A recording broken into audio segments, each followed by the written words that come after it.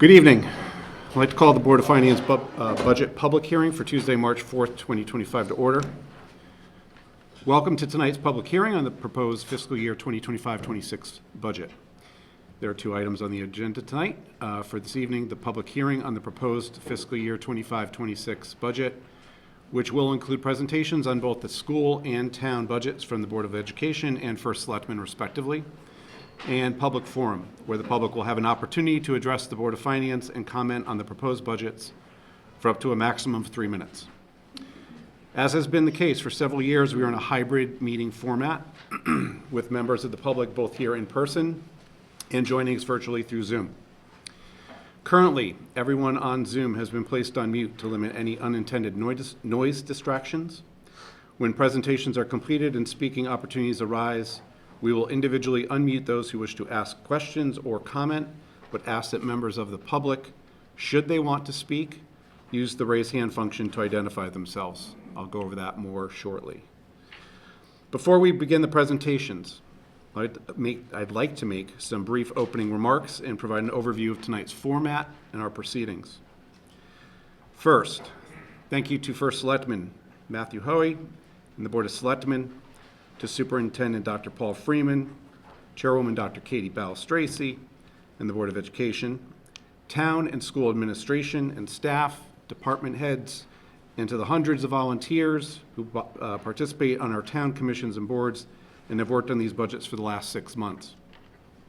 Second, if you are in attendance tonight in person, if you're virtually on Zoom, or watching at home at a later time, I want to thank you for being part of the budget process, whether through active or passive participation.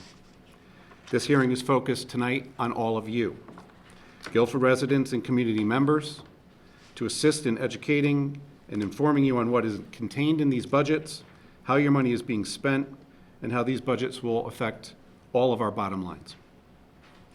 For several months, the Board of Selectmen and the Board of Education have been developing these budgets. In addition, as you will most likely hear mentioned several times this evening, the Board of Finance has been part of several meetings and workshops with both boards going all the way back to mid-November.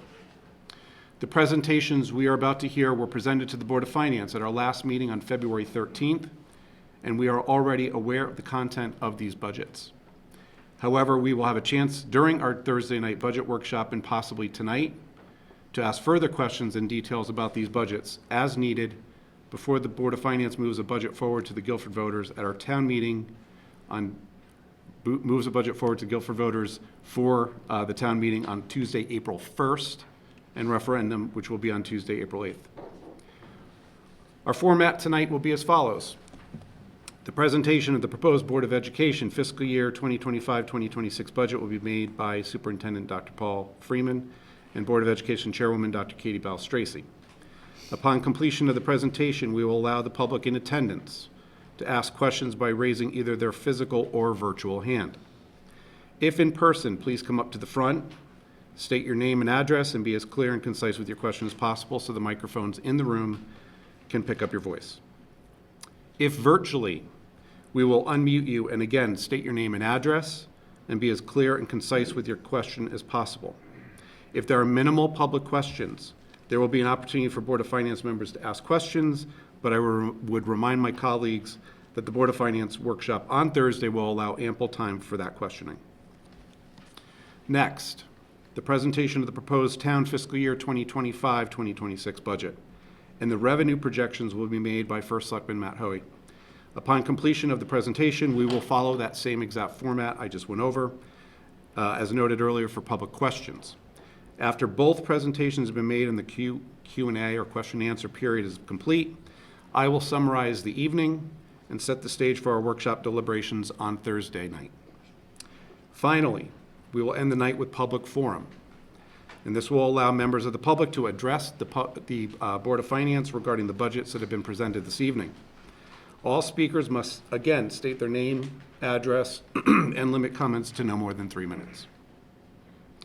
At this time, I'd like to begin with the presentation of the proposed Board of Education fiscal year 2025-2026 budget with Superintendent Dr. Paul Freeman and Board of Education Chairwoman Dr. Katie Ball-Stracy. Good evening.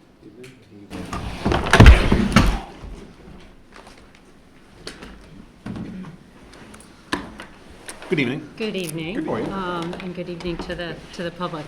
Fine, thank you. We are here again to present the Guilford Public Schools Board of Education budget. Briefly, for those watching, we received the budget from Dr. Freeman and the administration at the beginning of January. That microphone does nothing, you have to speak up the microphone. Speak up here? Okay. All right, I will speak up. The Board of Education received a proposed budget from Dr. Freeman and the administration at the beginning of January. We held 2 public forums at the end of January. We heard from a number of members of the public through that public forum as well as via email.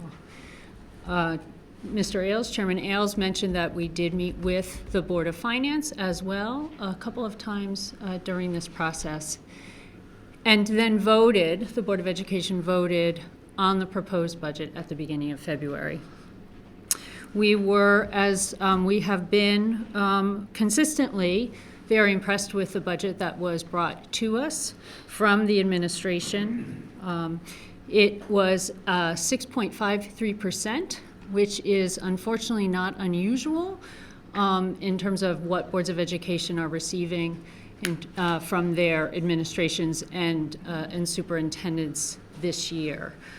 The cost of doing business has increased. In our case, the budget before us had 2 significant cost drivers. One was an increase in the medical benefits line. That was the equivalent of $1.8 million. And the other was in salaries and contractual costs, which have grown over the last couple of years across the state, certainly likely across the country, as teacher shortages have really impacted both the teachers that are available for hire and also our attempt to keep the great teachers that we have in district. We, as a board, voted to put forward to the Board of Finance a budget that represents a 5.5% increase, and we reduced the proposed budget in the following manner. $585,000 was reduced from the medical benefits line. This was done likewise by the Board of Selectmen for the town budget, and was done because we understand both that we want to try to alleviate some of the increases both sides are seeing for our taxpayers. This is a decision that has to be made jointly by the Board of Selectmen, the Board of Education, and the Board of Finance. $40,000, we reduced $40,000 from the pension, $20,000 from a homebound tutors line, $30,000 from the Guilford Transition Academy rent, which will mean that that academy will stay in its current location and will be unable to expand next year. The reduction of 2 para positions in the amount of $48,730, and $6,360 taken from 3 supply lines.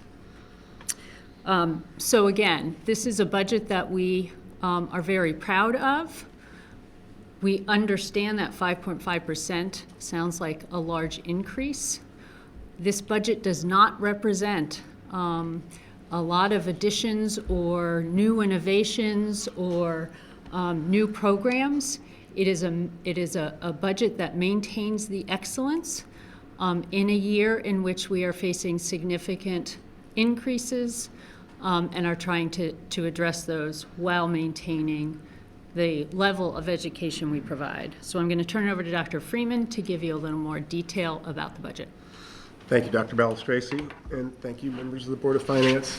I will follow the same basic presentation that we shared with you last time. I think, however, we will gloss over some of the introductory slides. I will take a moment to remind the board and to remind the community, however, that this budget is built on a foundation. This budget is built on a foundation that begins with our portrait of the graduate, with the skills and the competencies that we expect every graduate of Guilford Public Schools to leave with.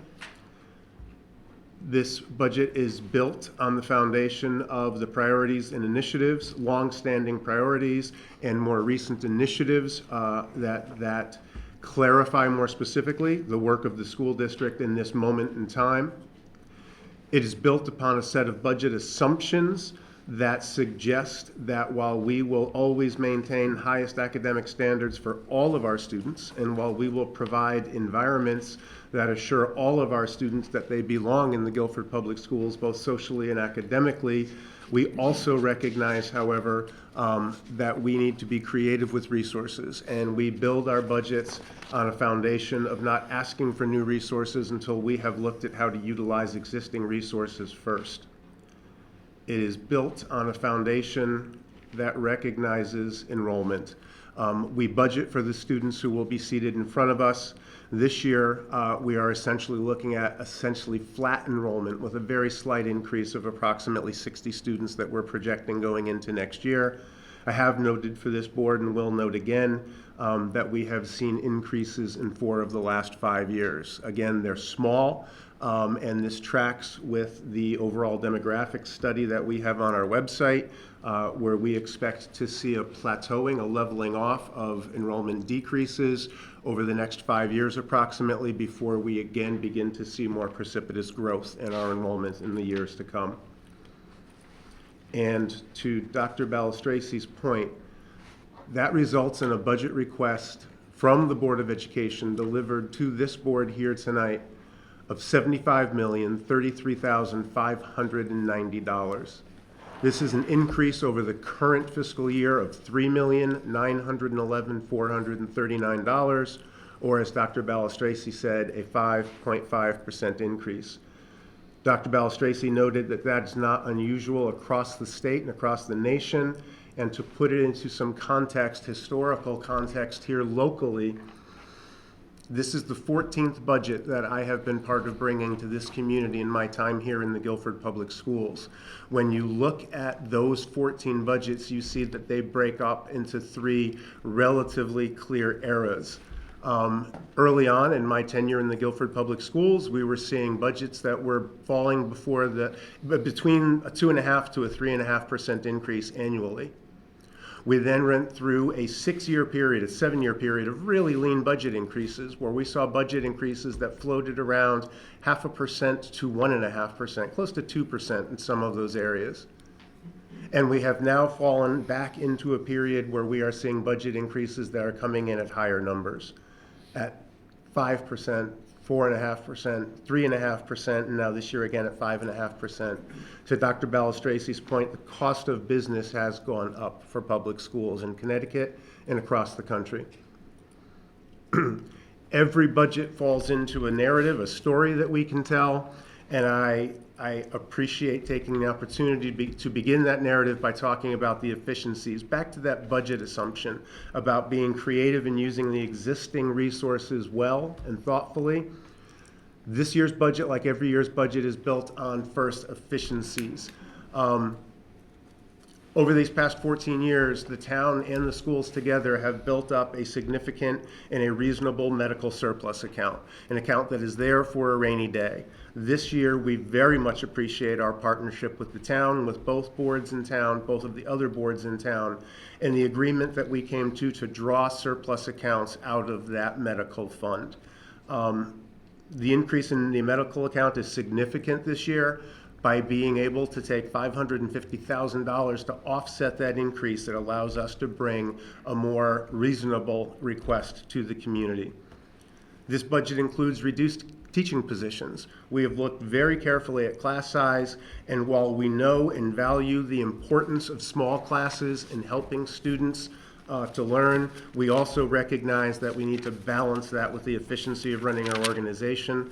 While we will note some new positions in the budget this year, we're also offsetting those new positions by reducing elementary classroom positions to be very closely and strictly in alignment with the guidelines the board sets for class size.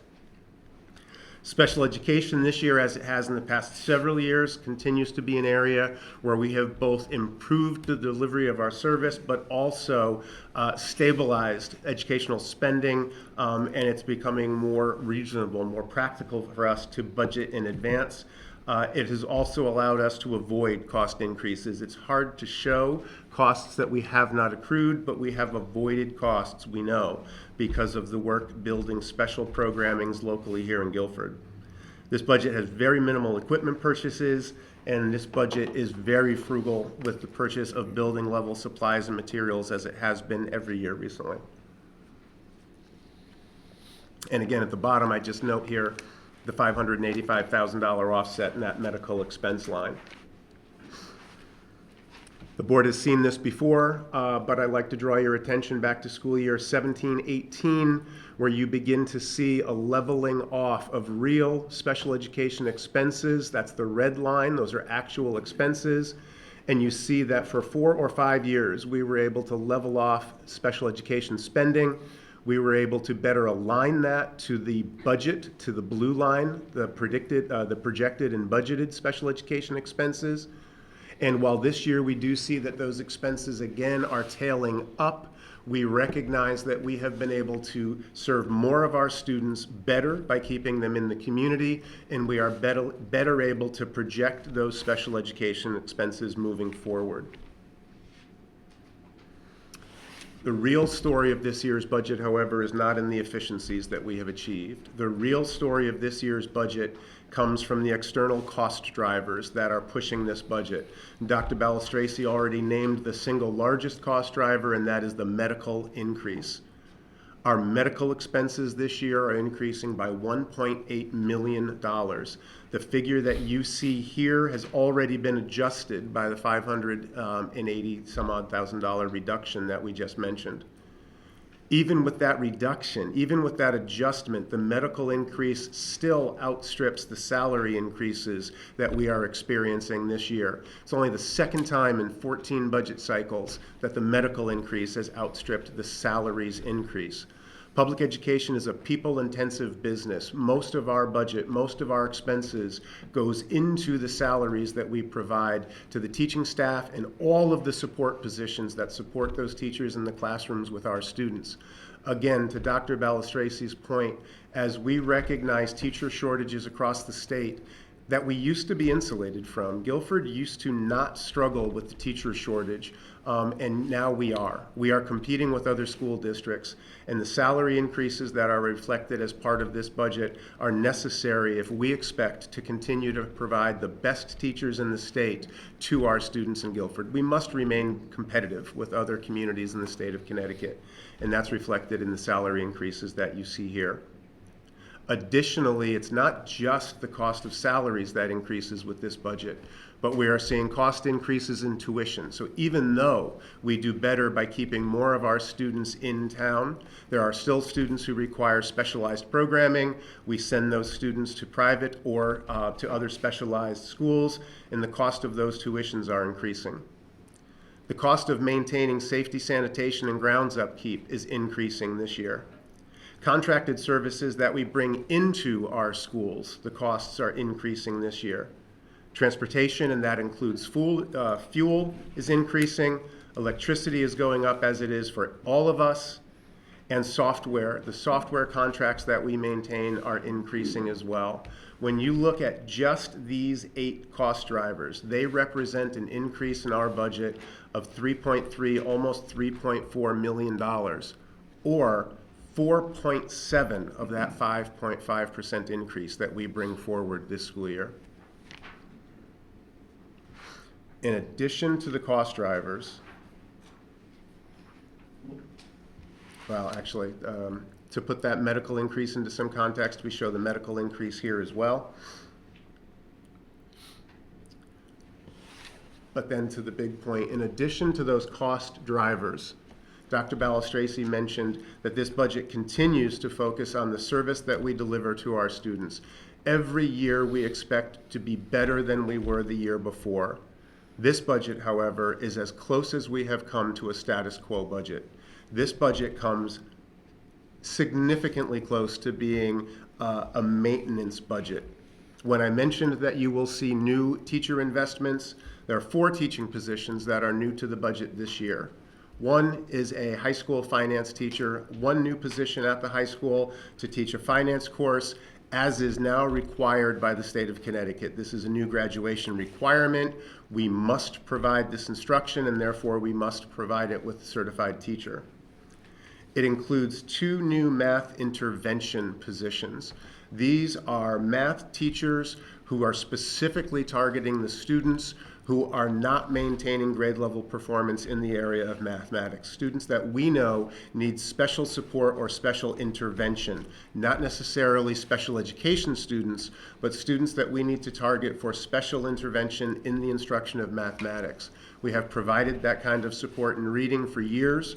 We have avoided moving in this direction in the area of mathematics, but this budget invests in that area. And additionally, an increased pre-K, a pre-kindergarten teacher that is simply needed because of increased enrollment at the pre-K. This budget does include 4 new teaching positions. It is offset, however, by almost 2.5 reductions in existing teaching positions, and we'll show that with you on the next slide. This budget also provides for 4 stipends in the area of curriculum. This would be to allow 4 existing teachers to receive some extra dollars to work with curriculum writing above and beyond their contracted time. It doesn't provide for release time. They will continue to teach their full teaching load, but it provides extra dollars for them to work extra hours to work with Dr. Goss in the curriculum office to help us renew and refresh the curriculum that we need to continue writing. And this budget includes $70,000 to go into the positions that we created last year, 2 years ago now, safety and school monitor positions. Additional positions in the schools that monitor both the student population as well as the physical building, the recess spaces, the parking lots, the perimeter of the school. This dollar amount includes an increase in salary for those positions as well as the final loss of ARPA and ESSER dollars. This is the final installment, the last positions that we have been offsetting with those grants. And with this investment, we fully bring those positions into the operational budget.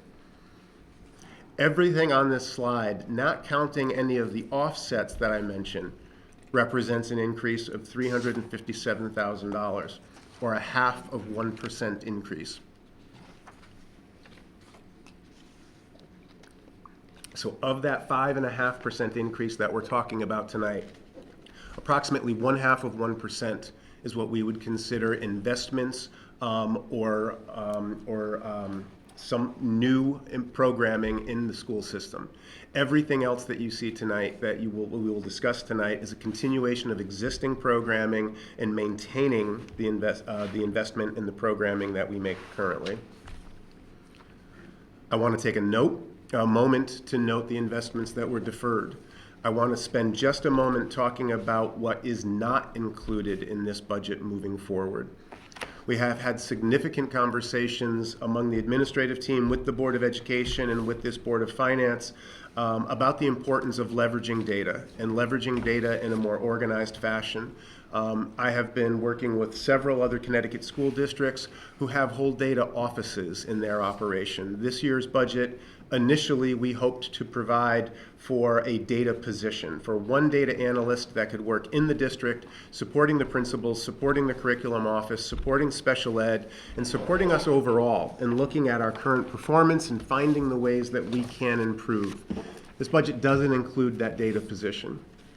This budget doesn't include a drama position at Adams Middle School that we've been talking about for 2 years now to really reinforce the specials and the related class selections at the Adams Middle School to make it reflect more the electives structure that we have at Guilford High School. We again have recognized that this is not the year to add a drama position and drama programming at Adams. Initially, the elementary principals had really lobbied for 4 math intervention positions. The budget, as I mentioned, includes 2. That means it doesn't include 2. We will be creating a half-time position at each elementary school, not a full-time position. The model of using current teachers to work with us in the area of curriculum, we had originally envisioned an opportunity for 13 teachers to work in their areas of specialization to help build out those curricular areas. We have culled that down to only 4. There are 9 other stipend positions that we're not requesting in this budget.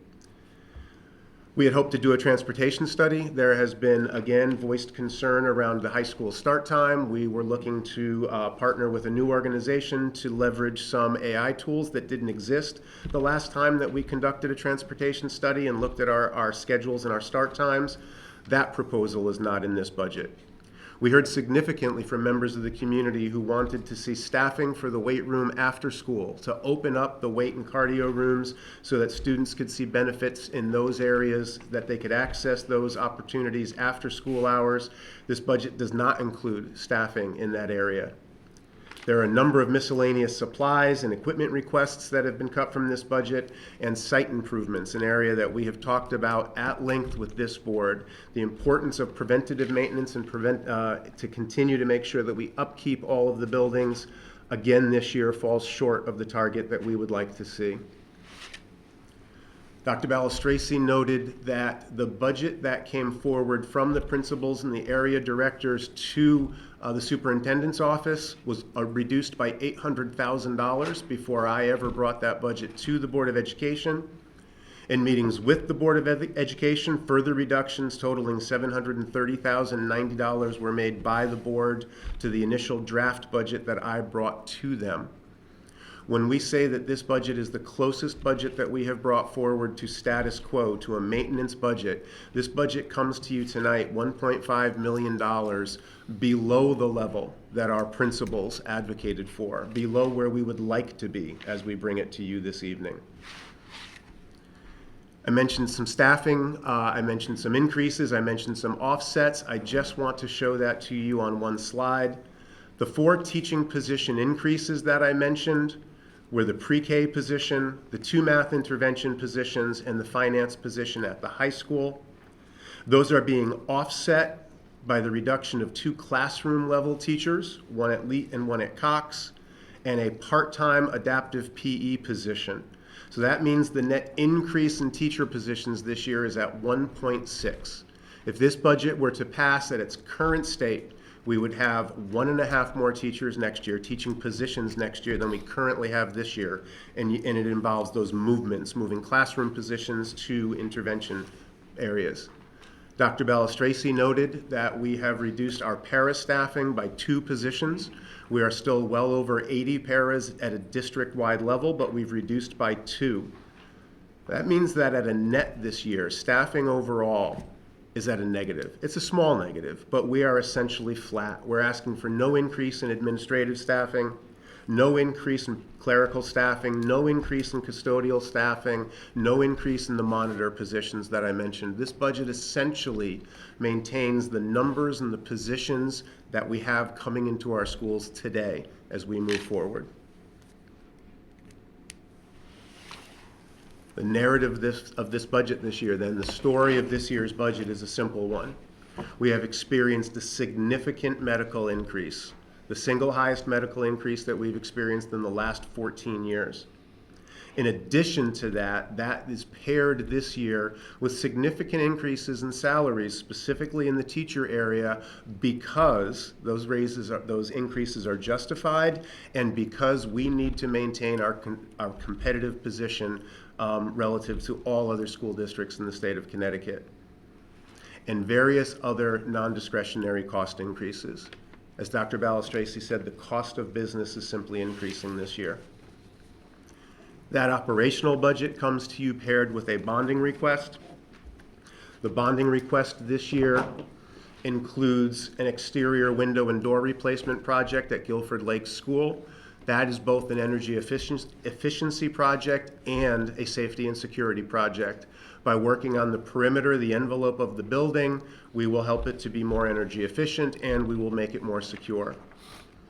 It includes equipment upgrades to the fitness center at GHS High School. So while I mentioned that the operational budget does not include any dollars for staffing that area, the Board of Education heard comments from parents, from coaches, and particularly from students that the area is dated, that the equipment we have doesn't meet the needs of all of the sports and programs that we provide. So this bonding request includes monies to upgrade that equipment. It includes a chiller replacement at Calvin Lee Elementary School. Again, this is an energy efficiency and necessary upgrade. It involves 3 significant projects at Adams Middle School and Baldwin Middle School, all related to controlling groundwater on the properties so that we are avoiding damage to the buildings, flooding damage, and property damage to playscapes and parking lots as well, all required to maintain our property properly. And it includes dollars for future architectural and engineering costs so that when we bring you recommendations that they are realistic and that they have been worked out. That is a bonding request of $1,923,916. Which brings us to our close, where we will once again remind this board and our community how much we appreciate the support that Guilford puts into our schools. We recognize the investment that we are here in the community, and we also recognize that we provide a significant return on that investment. Guilford Public Schools continues to be one of the most recognized and celebrated school districts around the state by any measure. And that's whether you're looking at the State Accountability Index or whether you're looking at outsiders who come to look and to give us advice on how to do better, or other school districts who come to visit us to learn from us, or whether you look at our college placements or our arts programs or our athletic programs. But to really dig into that first one, to dig into the State Accountability Index, we shared this with you, the board, last time, and I just want to draw your attention to this one last time. The bar chart on the left shows every Connecticut school and district that is measured by the State of Connecticut Accountability Index. The Accountability Index is the single largest and most holistic measure that the state of Connecticut applies. It looks at all of our standardized testing, grades 3 through 8, as well as the SAT. It looks at graduation rates. It looks at attendance. It looks at college performance, college placement. All of those combined, when you place Guilford Public Schools against every other school and district in the state of Connecticut on a percentile distribution, we perform at the 88th or 90th percentile. We sit in the top 10% of schools when measured by that performance index, Connecticut's most holistic and most important performance index. The bar chart to the right shows per student spending for all of those same districts and schools across the state of Connecticut, again distributed across a percentile distribution. And when you look at our investment per student, we fall at the 55th percentile. The gap between those two represents our return on investment. The dollars that we invest into the students in Guilford Public Schools, I believe, are some of the most important dollars that this community invests, and we appreciate every one of those dollars. And our students, to their great credit, outperform that investment. We invest at the 55th percentile, and we perform at the 88th or 90th percentile. We are enormously proud of that return on investment, just as we are enormously proud of the achievements of those students. And with that, Dr. Balistraci and board, I think we're prepared to. No, that's exactly right. I will simply thank the community who's here tonight to hear the presentation. I understand if there are questions, we're certainly ready to answer them, and just hope that that all in attendance are kind of thinking thoughtfully about the pressures that we face in terms of the increases, but again, about the service that we deliver to the students of Guilford. We are quite proud of that service, and we believe the investment is worth it. Thank you. Dr. Freeman, Dr. Balistraci, thank you very much. Before we go into Q&A, the one thing I want to do is I want to thank Linda Trudeau, Finance Department, from the Board of Education, not just for working on these budgets for the last 6 months, but also there was somewhere in the range of 60 to 70 questions that were entertained by members of numerous boards, I mean, Board of Education, Board of Finance. Correct. And then there were follow-up questions. and very much appreciate the turnaround on those, because there were a lot of questions, and usually there are, but we do appreciate the time and effort that's put into those responses. So we're 60 or 70 questions ahead of a lot of people that are probably thinking about some of these things. That being said, I was just realizing that you're both sitting at the table that I had indicated to the public Right. that are here to come up and state your name and address. Virtually, it's not much of an issue, but I do, at this point, want to entertain questions from anybody from the audience, whether virtually or in person. I think that what we could probably do in terms of, we could go to this, we could go to this, if you could come up to this side. Okay. It's like the Inquisition, have the Board of Education, the Board of Selectmen over here. So if you have any questions at all for the Board of Education at this particular moment, we'd ask you to either come up, raise your hand, and please ask questions at this time. Yes, come on up. And again, just a reminder, this is really more questions than it is any commentary. We will do a public forum at the end, and then people can state their comments, but this is really questions for either the Board of Education or the Board of Selectmen when it comes to that point. Yes, sir. Thank you. Robert Berkowitz, address, do you need address? Yes, 27 Long Hill Farm, your neighbors in Guilford. First, very impressed by that last slide of all, in terms of the return on investment. That very powerful, important slide.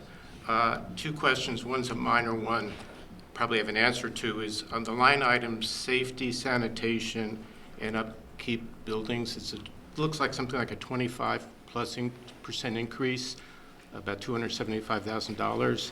Is that all related to contracts with outsiders? Yes, to a large degree, that is required contracts. These are either inspections or maintenance contracts that we are required to carry or need to carry to maintain the buildings and the facilities that we have. Costs have been increasing, requirements have been increasing, and that line has run underfunded for the last several budgets. So this is an attempt to both correct and keep up with the increases that we've been experiencing in those areas.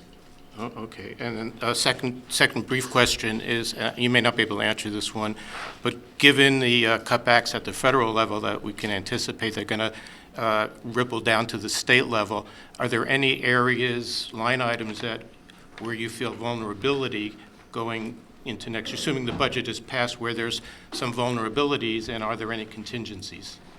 There's, we receive a little over $1 million. Ms. Trudeau can correct me or if I've misspoken, but a little over $1 million from federal funding. So we can't point to any particular line except special ed services because some of that money are targeted specifically to special ed services. But depending on decisions made at the federal level around the Department of Education itself or specific federal funding, we are in danger of losing up to just over $1 million. And have you given thought to any contingencies in terms of what if? We have not, for the following reason. Most of this budget was well underway and in fact had already been presented to the Board of Education when the federal administration changed hands in January. Secondly, we are well aware that at the moment we are proposing a 5.5% increase, and so don't feel that we can then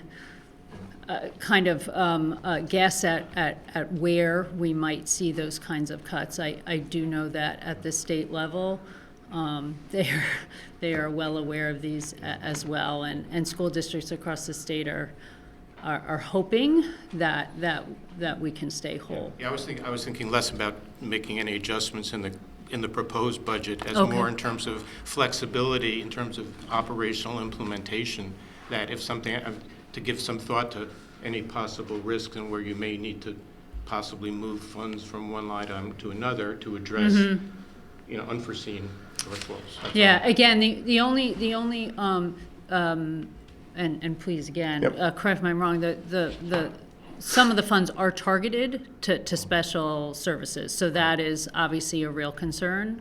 Others are less so.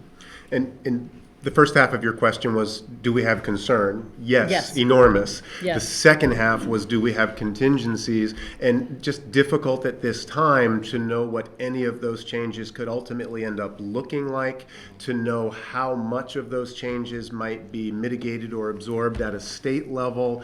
And so while we're concerned and while we're monitoring carefully, no, this budget doesn't assume that we know what those look like and doesn't have any clear, concrete contingencies built in. We will do everything we can to monitor, to remain nimble, and to be able to respond to whatever we are required to respond to and not allow it to impact our students. Thank you, and terrific budget, and thanks for putting it together. Thank you. Thank you for all their time and effort, Board of Finance. Thank you. Anyone? Oh, okay. Come on up. I think you've already answered one of these. Adrian Kavanaugh, 22 Howard Drive. First question is, why is there a $100,000 increase in the clerical building? And what is the clerical building? The clerical The clerical, building? That is the salaries for the secretaries that are Oh. in the buildings. it's clerical at the building level, Sorry. which is our terminology for the schools. We refer to the schools as the building level, so those are clerical positions at the school level. All 7 schools, correct. And I believe you already answered the question why there's a 50% increase in the safety monitors and crossing. That's the increase because we're no longer getting the stipend. We're no longer offsetting those positions with ARPA funds, correct.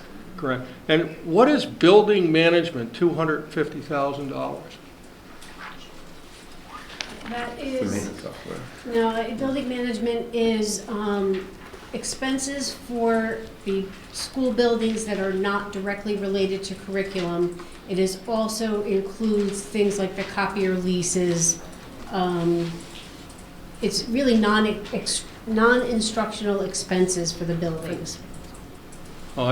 That's one of the things, I saw lots of things like copier expenses and leases and rental equipment and all that sort of thing, and I didn't kind of see where it all broke out. You know, there's different times when things, service to machines, is that part of that? Is supplies and materials, clerical office, custodial, bottle gas, are any of those things included in that? No, those are all separate. Those are all separate. Okay, and there's a $20,000 increase this year? For, Building management. yes, we have a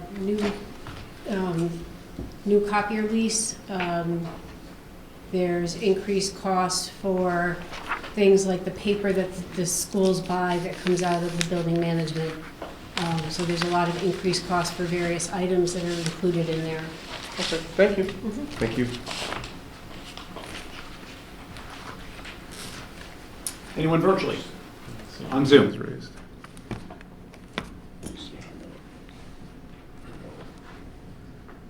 Waiting for that yellow hand to go up. But I don't see any. I don't see Simpsons any hand. None yet. Anybody else in the Audience. audience here? Come on up. Good evening. Hi, Debbie Demusis, 18 Sugarloaf Road. I don't know if this is the appropriate time to ask for these. My neighbor actually called me on Sunday, and he can't be here tonight, so he asked me to ask a question. He asked why we don't, I guess, have specific budgets for each individual school. Like, you know, the high school, what's the budget for that, and how does that run, and what's the maintenance for that? Like breaking down all the costs for each school. Is there a reason why we don't do it that way? We do, so we do that to some extent, right? Okay. So, the budget that anyone can find online on Guilford Public Schools does in fact have a summary by Oh, great, yeah. location. Okay, good. Um, Hopefully he's so- watching. If you scroll down If you further, scroll you'll see it by location. Starting at Perfect. page 20. And that is broken down, or is it a total? It's a detailed It's a breakdown for each detailed building. breakdown Perfect. for each building. Perfect, Yeah. okay. And then my questions are, at Jones Elementary School, do you have a total number of students right now? It's 265. How many? As of October 1. As I, Yes, yep. the official enrollment numbers are as of Okay. October And 1. how about Calvin Lee? School is also included in there's an enrollment summary of the district. Of the district, yep. As of October 1, this is Yep. all online, by the way. No, Yeah. yeah, it's okay. Thank you, Meg. It's as of I'm so sorry. October 1, it's No. And Cox, 255, and then, I guess Lakes. 359. And Okay. for and that includes Lakes, the pre-K. includes Right. our pre-K. Okay. So there are kids, there are students, Right. children, right, across Yeah, the yeah, district I to go to Lakes for understand that. pre-K. So I guess my question is, if budgets continue to be large, it increases because of cost, whatever reasons there are every year. Number one, I Right. really wish that you would go out and, for the medical, learn from this year and try to get better pricing, or maybe have, more copay, better copay with the teachers. People on the outside have to do that now. I know every year, I'm a retired person, I have to search for better insurance. Right, So I we hope- did that actually last year. Okay. Was there better options, lower cost options, I should say, not better? There were, what happened was essentially, this is the short version of the story, our current carrier, and again, we are self-insured, but was able to kind of match or go below. Staying with who we stayed with was the best deal, potentially because we went out and said we need to do better. Believe me, as the three boards, Board of Finance, Board of Education, Board of Selectmen, met with our medical benefits consultant a couple of weeks ago. It is top of mind for all of us because this is affecting the town as well. Right, but what I'm That we saying. need to do better. I appreciate that. I appreciate that you went and you looked Mm-hmm. at numbers. But could you have gotten better numbers if you didn't have the same standards of insurance coverage? In other words, instead of 80/20, I don't know what it is. It increases, it changes every Okay, year. Every 3 years, when we go back to contract negotiations with any of our bargaining units, our staff, custodial, Right. dining services, teaching, see us expect an increase in their copay. So our staff across our contracts are in fact participating in an increase in premium costs over Right, the- and not the only, six- not only premium, but I'm also saying, like, when they go to the doctors, Yes, and Dr. deductibles, Balstracci- a higher deductible, so on and so All forth. those things. Yeah, It's okay. also important to note that just a few short years ago, we moved all of our That's right. employees into high deductible programs. So we have changed the structure of medical insurance in the school system, and the town has moved many, if not all, of their employees in the same direction. And through every cycle, we increase the employee share of that medical as well.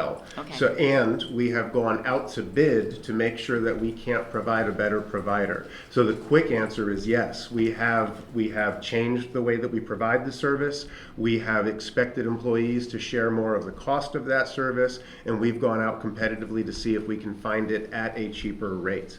What we have not done is said to our employees that we are reducing the medical coverage that you receive. That is not something that we have done to any of our bargaining units. We work to continue to make sure that they are investing in it, that they have skin in the game, and that we can bring the cost down. But no, we're not stripping medical coverage or services away from our employees at this time. If I could add something very quickly. The Board of Finance, and I don't know if our first selectman is going to bring this up later, but one of the things we've also seen in the past 2 years is the claims. Yes. The claims numbers are shooting up. And so when you have a history of claims, when Sick you're, employees. when you're pretty stable, and then all of a sudden you're seeing claims that are ramping up, immediately the insurance company, again, we're doing the best we can in terms of what it is that we're paying for and what those numbers are, by shopping around or going out to RFP. But the problem ends up being when the claims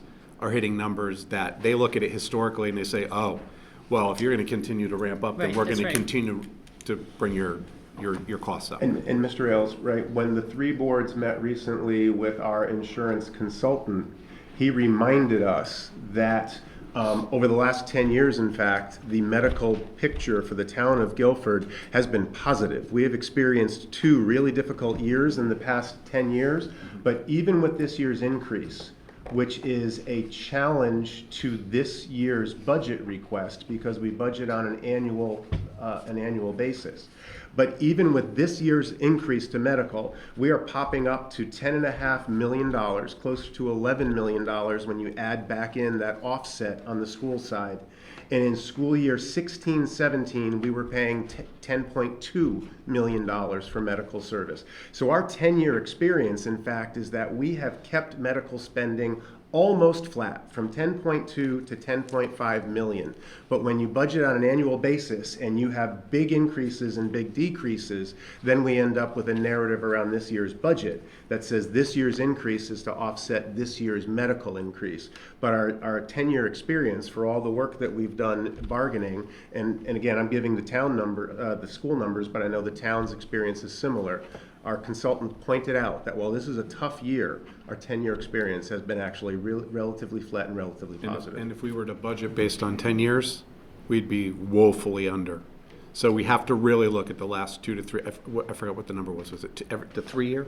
Is it a 3-year? The Yes, last 3 we years only we look look at the at? most recent. So we really can only look at 3 years back. If we start going further and we had some savings, then it actually skews the numbers, and then we're going to be, we're going to be over budget. Okay, I don't want to take up a lot of time. No, but it's an incredibly It's an important important point point that's because driving we've all a been lot of the working on budget. this in order to So we maintain appreciate these the, costs. kind of, go ahead. The other thing to keep in mind is that in the years when we have come out on the positive side of the medical experience, any surplus funds that we've earned. Going into that medical. Exactly. That we're exactly now right. drawing out of. Which is what Yeah. allows us to offset some of the increase this year because Yeah. when we've had Right. windfalls, we've set it aside for exactly what we're facing this year. That's exactly right. So my next question is, I know this is very difficult because I don't have young children in the system at this point. I do have a granddaughter who wouldn't be of this age, but is it time for Guilford to start thinking of going from 4 grammar schools to 3 grammar schools? To think about redistricting and making Calvin, if you had the space at, I'm just throwing this out there, if you had the space at Calvinly, modernizing, adding, improving, making that larger, closing Cox. This way here you have one less school to maintain. I'm not talking about class size. I'm talking about you keep your class size, but then you have a whole school that you're not having to maintain. Taxes are getting out of hand everywhere, okay? It's all over Connecticut, it's everywhere. So maybe we have to start thinking differently. It's a really good question, and we looked at it really carefully about 2 years ago, and we commissioned a new demographic study. The demographic study is built on both birth rates locally as well as in and out migration that looked at sales of family-sized homes. And as I mentioned a little bit earlier, we're at the bottom of the decreases. We're beginning to see our enrollment level off. And in the next 5 to 10 years, we expect to see it spike again. So based on that demographic study, to close a school now and then see increasing enrollment in the next 2 to 3 years wouldn't be a financially wise decision. We'd end up closing it now, hoping for some short-term gain, and then we'd be needing to. I think if you look at the figures, you have 359 at Lakes.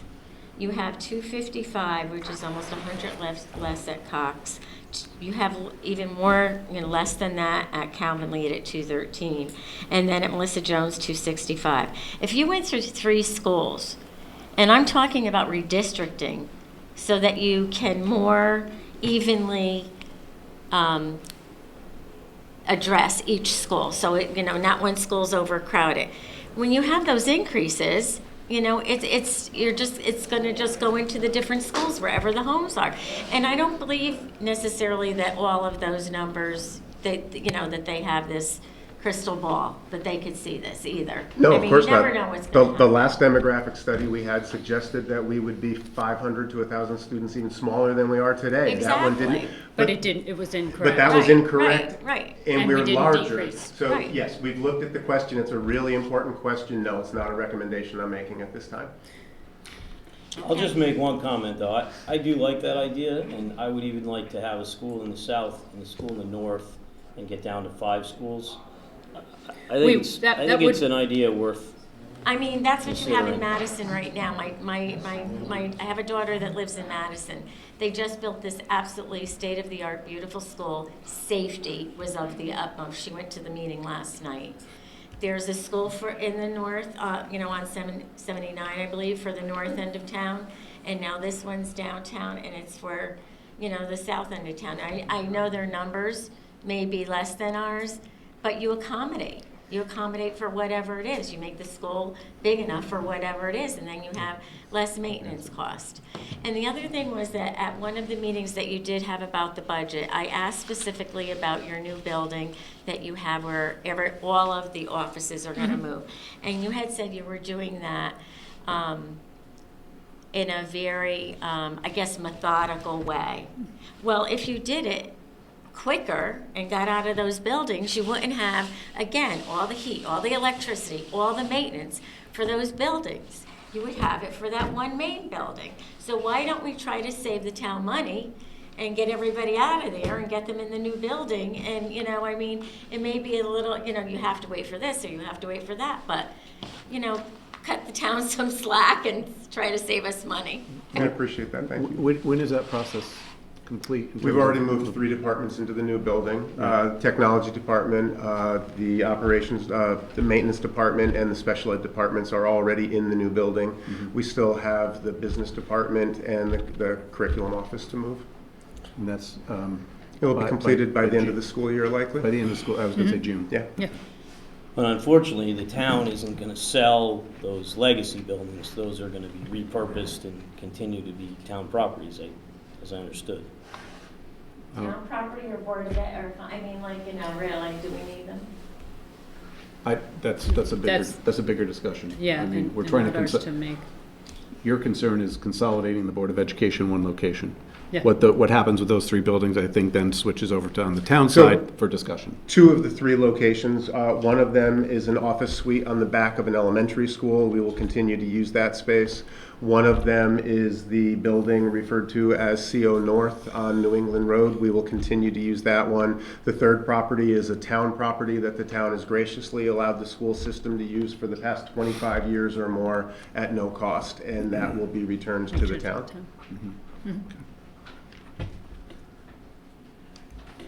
Thank you. Anyone else? Questions for the Board of Education? I don't see anybody online. Okay. I know we want to get to the town. I'm looking at the time right now. I know the Board of Finance has received, again, numerous answers to questions that have been posed. And we're going to have plenty of time. Does anybody have, I do this, I seem to do this every year. Does anybody have a burning question from the Board of Finance to ask of the Board of Education prior to Thursday evening? I think I have a quick one, which is clarification. Clarification here. It was something you said tonight about 2 pairs being eliminated. And I apologize if I'm not following because I know the budget's evolving as you've approved it and so forth. But I thought those 2 pairs were actually moving to the clerical budget line. So the 2 para positions, and I want to Right, say they're para positions. positions because they are unfilled positions at the moment.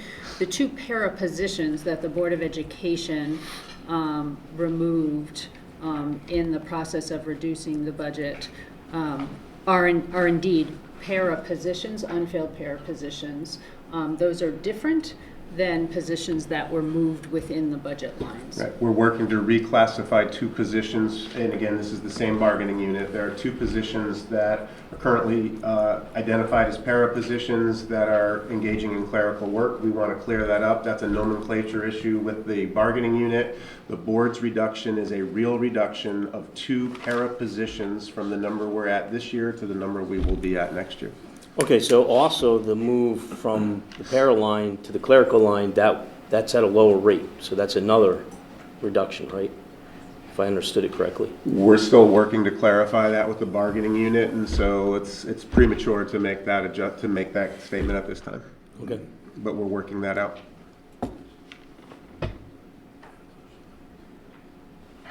Offering to the public again. Anybody? Otherwise, I do have one. Okay. It was one that you brought up, and I don't know if you still have the data. For the last, I would say, 2 to 3 weeks, if we're paying attention and reading the papers, lots of school administrators and superintendents and administration are coming to the Board of Educations with budgets and percentages. Comparable to Guilford, do you have, and again, I don't know how many people know, I know I've been reading the papers and seeing some numbers. Just wanted, have an idea of comparable Yeah, towns that you know of or districts. I'm and their budgets? looking here, wait, hold on, because I was, and forgive me, because some of these numbers are going to be numbers that are proposed, or we might even have. They're proposed and they're basically Right. changing on a Branford- fairly daily basis. but- Branford, the administration was proposing a 6.8% budget. New Milford, 3.93, Norwalk, 9.7. I will note, Madison, 2.46%. Really important thing about Madison, their medical benefits line went up $120,000. That's their prediction. So, our 1.8 million was, I believe, 2.6% of the increase. So a comparison of Madison and Guilford, had they had the same medical benefit increase that we're seeing, would have been almost exactly the same. You may have some more numbers from Linda. I have a few others without that kind of background knowledge, but I'm looking at North Haven, 6.99. I'm looking at Old Lyme, 7.39. Clinton, 6.1. I'm looking at Avon, 4.5. New Canaan, 4.67. Glastonbury, you can't get more comparable, 4.49. Are there increases being driven by medical? Newtown, to your knowledge? 5.9. A lot of them. Southington, 6.6, based on higher salaries due to collective bargaining and a rise in insurance premiums. Trumbull, 5.26%, because of staff salaries and increasing insurance costs. You're hearing the They're same narrative. Same theme. It's the same narrative Yeah. in most places. Yeah. There are individual differences, but it's a common narrative this year. Yep.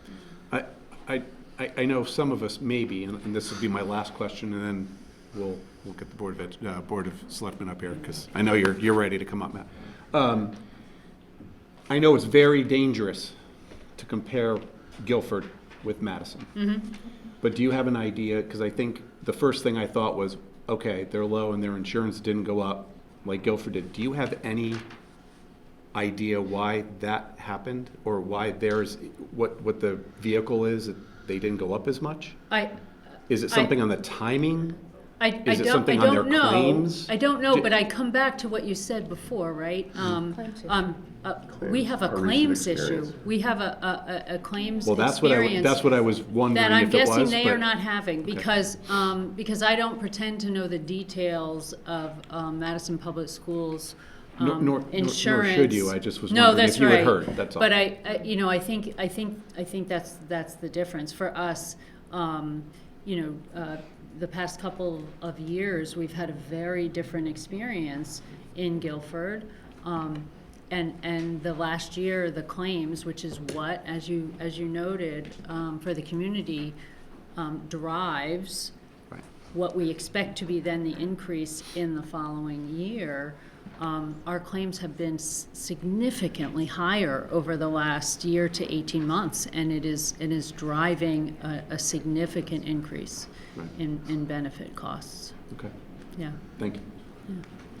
Thank you for the opportunity. I did just want to say, you noted, I just would like, as the chair of the board, to emphasize your thanks to Mrs. Trudeau and her office. Really tremendous what she does for Guilford Public Schools all year long, but certainly in the last 6 months for this budget. And I would just also like to say thanks to my colleagues on the board. Several of them are in the room, others are on Zoom for their work Yes. together on this as well. So Yes, thank you concur. for that Thank you. opportunity. Thank you. Okay. We will continue on with a presentation of the proposed town fiscal year 2025-26 budget and also the revenue projections with First Selectman Matt Hoey. Good evening. Good evening.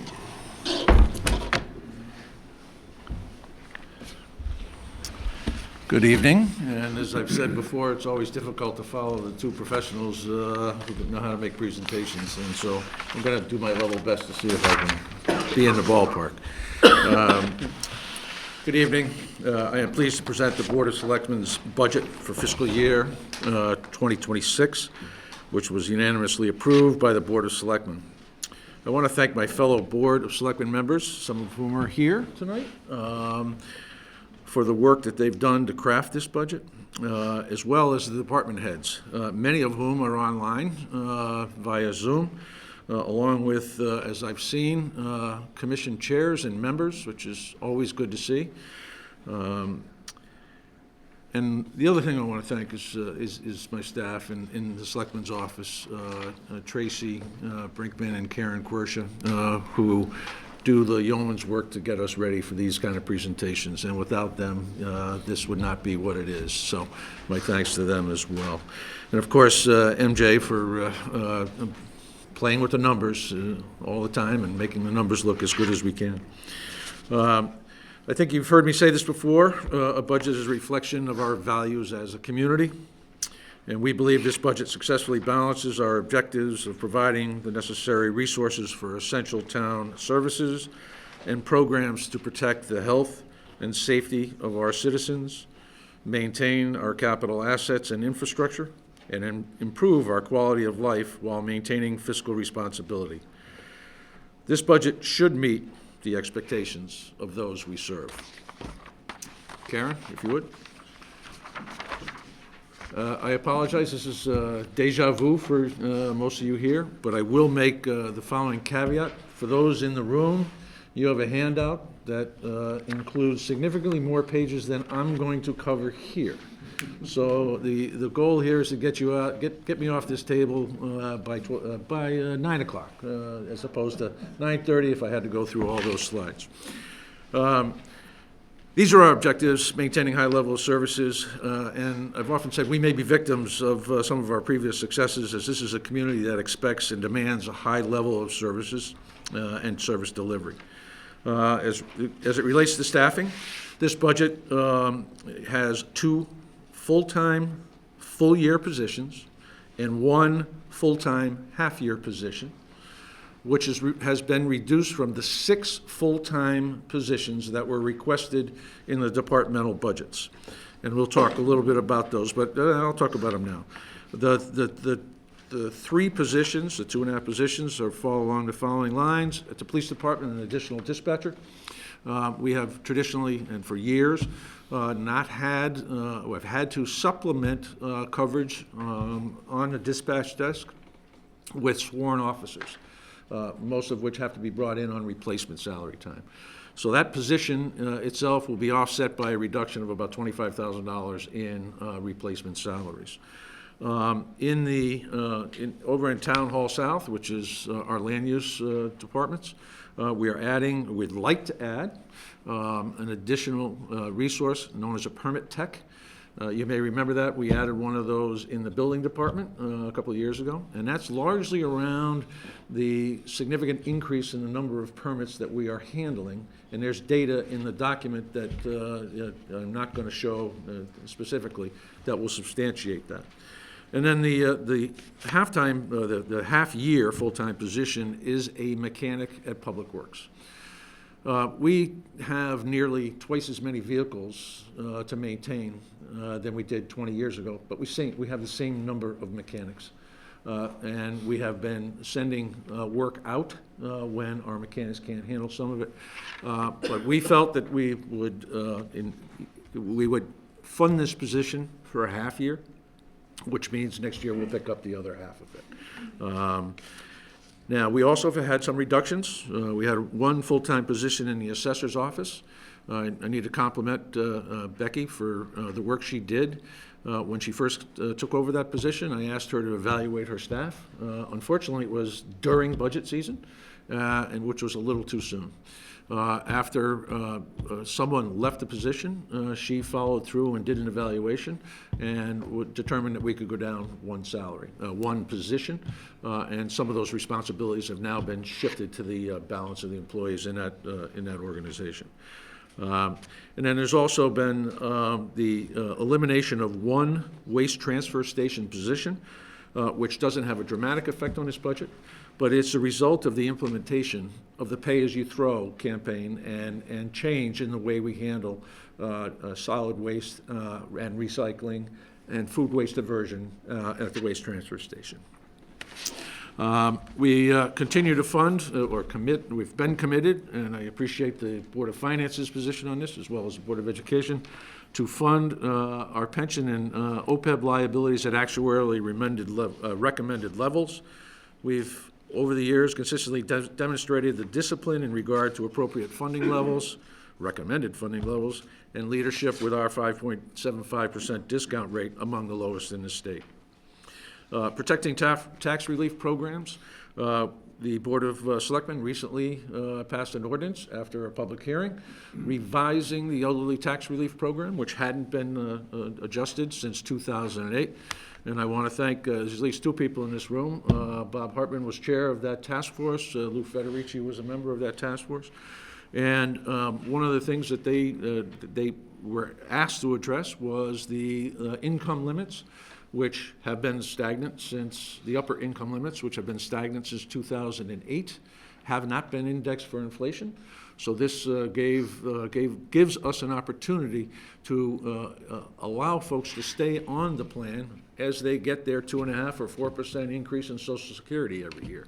So this, I think, is one that's going to continue to benefit the seniors in our community. And as just a little known secret, there are over 650 participants.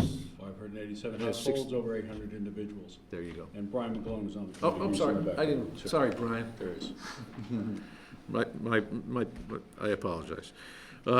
We also have been working over the last several years to address the deficiencies in our salary structure for our largest union, the Guilford Employees Union, and trying to ensure that our employees make a livable wage. And we made some out-of-contract adjustments a couple of years ago.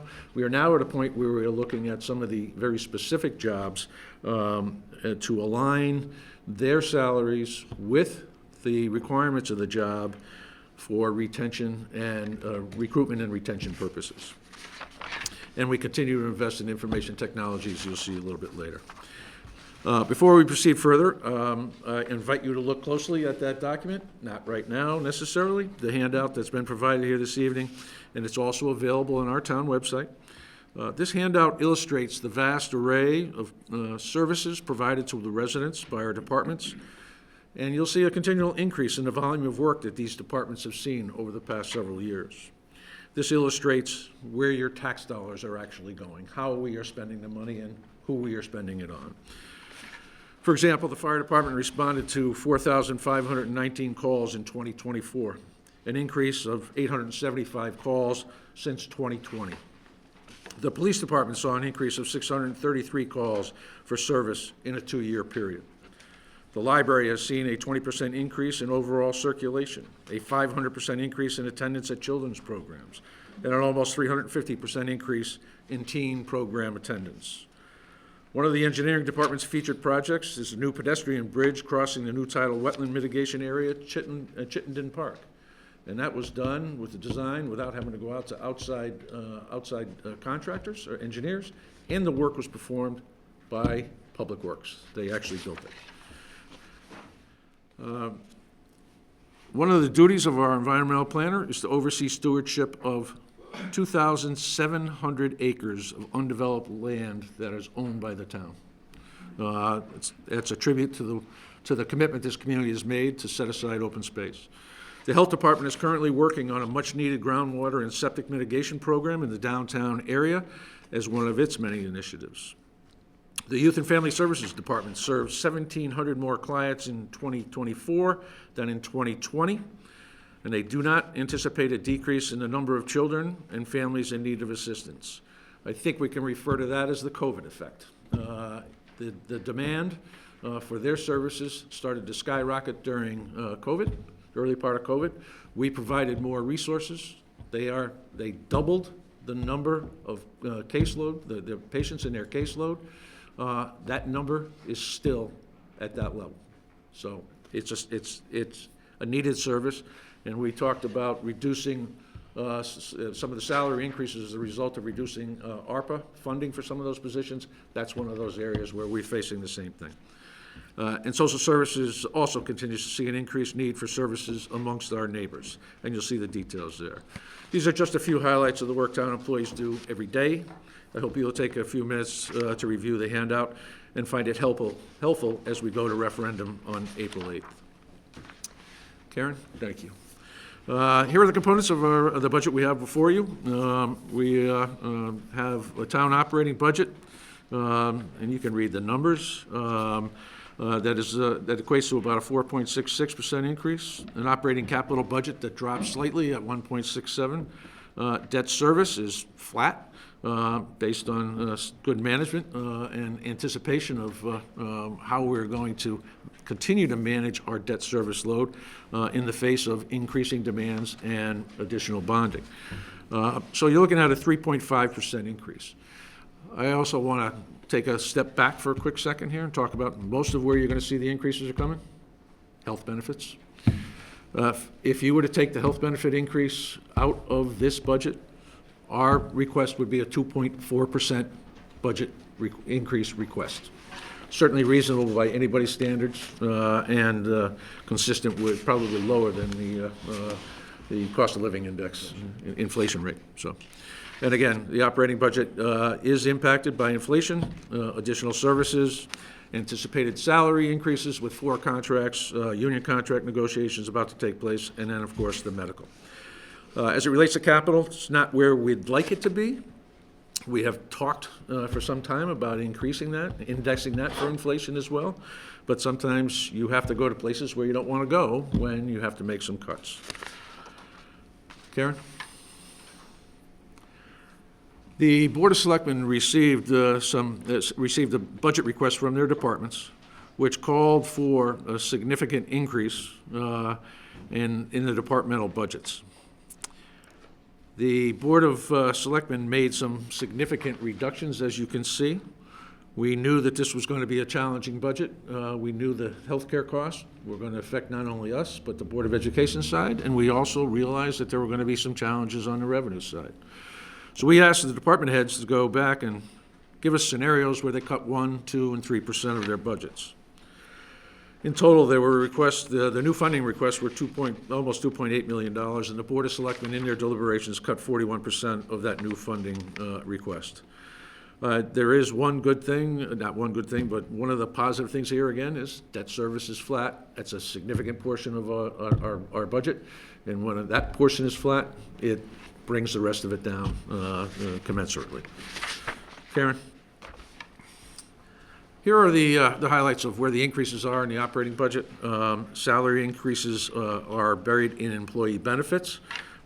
Building, as a result of increased hours and salary increases for part-time inspectors because the demand, as you'll see, and the number of permits and the number of inspections continues to rise. Permits could be flat, but the number of inspections based on the changes of the building code have created additional work and more need for inspectors. In the health department, this is where the shared resources is going to be housed in terms of a budget, the full-time position. But again, that is shared between the health department and the planning and zoning. And you'll see the data in the documents behind you in terms of the amount of activity, but not only the amount of activity and the permits, but the revenue that is coming with it, just like we saw with the building department over the last couple of years. The registrar of voters increase is largely the result of state mandates. And I hate to say this, but sorry, Maura, if you're still here, unfunded mandates. But the move to early voting, and now the inclusion of no excuse absentee voting. This is for the additional poll workers that we're going to need for the extended voting. Most of it is there. There are some minor salary increases, but that is predominantly about the total number of new workers we're going to need. Karen? This is no secret, increase in employee benefits, the retirement plan contributions going in the right direction at a negative 2%. Medical benefits overall, 13.78%. It would have been 18.12% had it not been for the use of the fund balance in our healthcare account, where we have applied $165,000 from that reserve. Our OPEB trust contribution, based on a schedule that we had adopted several years ago to ramp. We always knew we were going to be ramping it up. This is one of those years where it ramps up somewhat significantly by 64%, but the real dollars aren't as significant as the percentage. And then the other is at about 8.7. And the other category is largely reserved for personnel, EAP life insurance, disability insurance, and unemployment, all of which are going up as market conditions have changed. Karen, thank you. Here are the components of our capital budget. Vehicles, and you see the amount. Police patrol cars, a pickup truck for police, administrative vehicle, park and rec pickup truck. Under equipment, Public Works underguard rail mower, a mobile forklift for the garage. Under infrastructure, most of that goes to sidewalks and drainage. Building maintenance includes a variety of buildings. Park and Rec seems to get the lion's share of them. The Bittner Park, Community Center, Lake Quanapog, Jacobs Beach, and also social services with a new roof. Technologies, largely in replacement PCs and network attached storage. For the library, also some enhancements. And again, the fields and lake improvement are the Lake Quanapog Weed Control Program, which I think you've seen every year. It's our commitment to ensuring that we can continue to use the lake for recreation purposes by controlling the weeds in that southern end of the lake. Karen?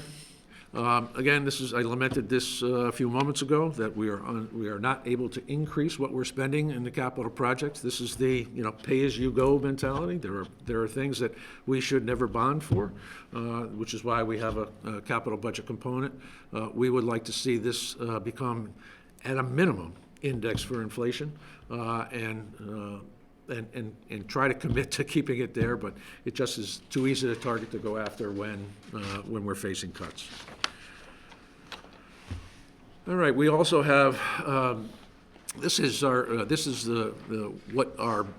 how we split out the bonded debt service. The new Guilford High School, which is still the lion's share, which we will be retiring for another several years, but we've always known that was going to be the case. And as we retire that, we get down to a level where we're going to be able to absorb more debt without increasing our total debt service load. So Board of Education has 29.55 other than the Guilford High School, and the town's portion is 32.15%. And I want to thank Mary Jane for her ability to utilize credits and premiums to maintain this leveling off, and then and to get us to where that cliff is, where we actually starting to drop. The Board of Selectmen is also, as traditional, is asking for a 2-year bond authorization request. In it, this time around, as you can see, an ambulance remount for fire, Marine 10 replacement motors for fire, which may well garner some grant funds to offset those costs. We might not even need to allocate bonding for that. Library HVAC replacement, replacement of windows in the community center, repave the back parking lot at Bittner Park, road improvements, and we budget $500,000, and we bond for that every couple of years for general road improvements. Just try to stay in pace. I think someone, Jonathan, did you ask? Were you asking a question about that particular item? Because the engineering department went out and hired a company that does evaluation of all the roads in town. And the number that they came up with over the next 5 to 6 years is about $8 million. So this $1 million every 2 years is not necessarily going to keep pace with what we'll eventually have to do, which is why there will be other projects that may come up from time to time, which we have been very successful at getting state bond support for in the execution of some of those projects. My question was actually which road projects specifically were in the bond. Okay. We have the engineering and public works department has a full list of the projects that are teed up for renewal or renovation, and we'll get that to you. The bond request isn't earmarked to a specific road project, just in general? In general, yeah. And that's the way the question would be framed on the legal notice and the bond resolution. Various roads. Various road improvements. All right, this is affectionately known as, I think you've heard it, as Mary Jane's favorite slide. This is what I talked about a little bit earlier. This is where we've been able to flatten out and maintain while continuing to add capital bonding projects every year. And you'll see that the cliff is in 2030, fiscal year 2030, which is where it starts to drop and pretty significantly. We talked earlier about how we've used ARPA funding over time, and these are the ARPA funding dollars that went to, that were in the 2024 budget that are no longer available to us and are not in the 25-26 budget. So you can see those. I won't belabor it, but clinical assistance in youth and family services, that is not the entire amount of new salaried employees we had there, because we have laddered this over the last few years. Our high was $493,000, and I think that is throughout, that's not just youth and family services, but that was the high allocation that we had in fiscal year 24, and so we weaned ourselves off that. This is the last weaning, so to speak. And that is one of the reasons why the salary numbers are higher than one would normally expect. Okay. I think it was mentioned that I was going to talk a little bit about operating revenue. This is a moving target for a variety of reasons, not the least of which is the state of Connecticut doesn't usually get their budget finalized until in odd number of years until early June. But on the local side, we're increasing interest income modestly, but and Mary Jane did that hesitantly, as although we don't know what the interest rates are going to do and what the markets are going to do, but Building permits, what you also see, there's a significant increase in building permits, which goes to the continued justification of the additional hours for the inspectors and the work in that department. Town clerk up a little bit on recording fees, those kind of things. EMS revenue, thank you, Mr. Wilson, and the Fire Commission for stepping up and committing to bringing in more revenue. Here's where it gets a little tricky and a little uncertain. As constituted today, we are anticipating some cuts in state grants and the Board of Ed ECS grant, which is a formula that was arrived at a couple of years ago, had been much delayed in its implementation, where communities like Guilford continue to see a reduction in the ECS. There are a number of us in communities like Guilford, my counterparts, who are vigorously fighting this, that there ought to be a floor, that we don't the state doesn't go below, in which they are funding our children's education. We haven't been very successful at that, but we're going to continue with that fight. So we see a drop in the revenues. I also talked to you folks at the last presentation about the grand list. At that time, I was singing or telling a tale of woe. It's nowhere near as bad as it was. For those in the viewing audience, the state of Connecticut, in its infinite wisdom, changed the assessment methodology for motor vehicles. They went from the standard Blue Book value, the resale value, to a depreciation schedule based on the manufacturer's suggested retail price, and it was graduated over 20 years. One would think they would have gone to, 100% was the first year, 95%, 90%, 85%. They started at 85%. That single action resulted in a loss of over $31 million in assessed value, which was about 11.5% of the motor vehicle assessment year over year. The real number is, based on the current mill rate, that would have resulted in an over $800,000 loss in tax revenue. There were several of us who immediately reached out to legislative leadership and said, this just can't stand. And we're not alone. I've not heard from any other first selectman or mayor that hasn't seen an increase in the area that we've seen it. So the legislature last week reacted, and they've modified the schedule. They have added back 5%, so the number now starts at 90. That will drive over another $300,000 in revenue back. And as I think I told you last time around, the 817 loss was offset by about 500,000, a little less, 450,000 in increased tax revenues from real estate and personal property. This basically gets us back to even. So, our tax receipts based on the grand list will be about even with what they were last year at the current mill rates.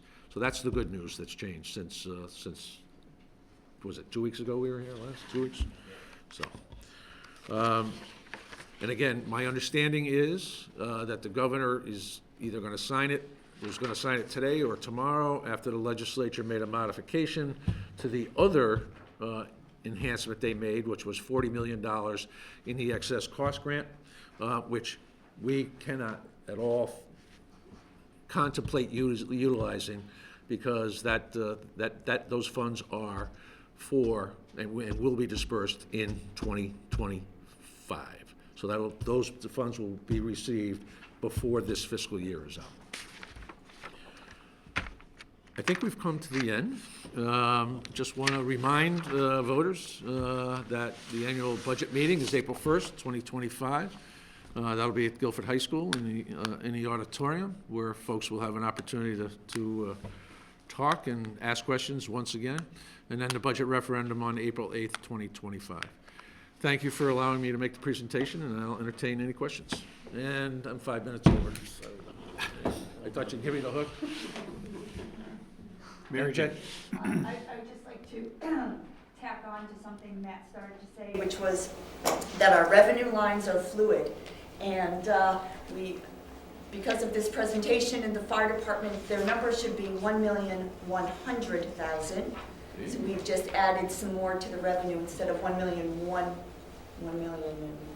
or something. So we have the wrong number in our budget. So as fluid as it is, we'll be making that correction after tonight. But we just wanted to be sure that the fire department was given even additional kudos for a larger revenue line item. Thank you. Thank you for letting me speak. Thank you. As long as it's good news. I wouldn't have spoken if it wasn't.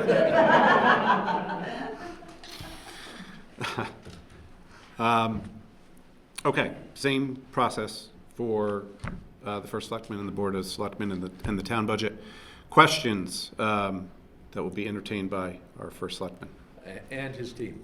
And his team, who... Mostly online. Yeah. Come on up.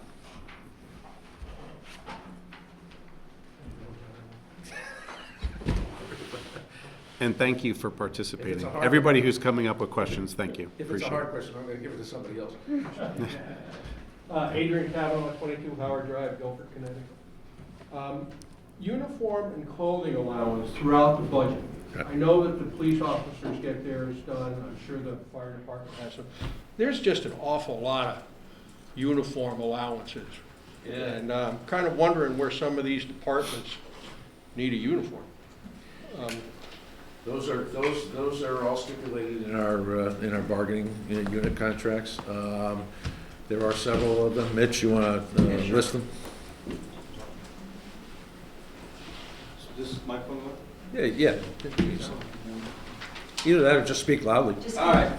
So, especially in the Guilford Employee Association contract, there are several positions that have a clothing allowance. It's typically $300 per person per year. It's mostly people that are in the field wearing uniforms that represent the town of Guilford, people from the building department, our public works department. Our public works has its own clothing allowance. Our parks maintainers, people are out there, so they recognize them as being town of Guilford employees, and also includes safety shoes, things like that, that go with the positions that they're involved in. That's all contractors? It's all contractors. Yeah. Okay. Permits, dues, and subscriptions throughout the budget. Building department, for instance, $2,500. What are we paying dues for? Dues for professional associations. Also, it's probably for the books that are generated every year through the building. The building. What are they? Kim's online. Kim, you want to talk about that?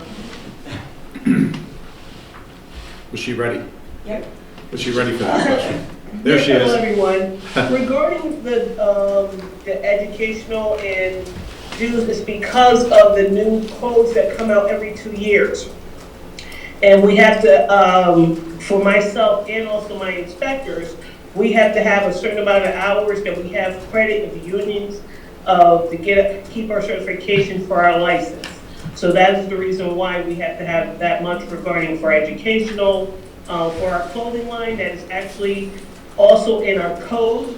It states that we have to be, when we go onto a property, that we have to be able to be recognized who we are. We also have badges because we are also regarding state. We are a licensed uniform. We are also law enforcement agency. So those are the reasons why. It's because most of it is code and state mandate.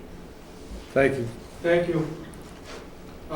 Economic Development Commission, do you have any measure of that? I mean, how much economic benefit have we got from them? Last year we did, the Economic Development Director was able to help secure a grant from Rex Development to do a Phase 1 and Phase 2 environmental study at the old Public Works facility.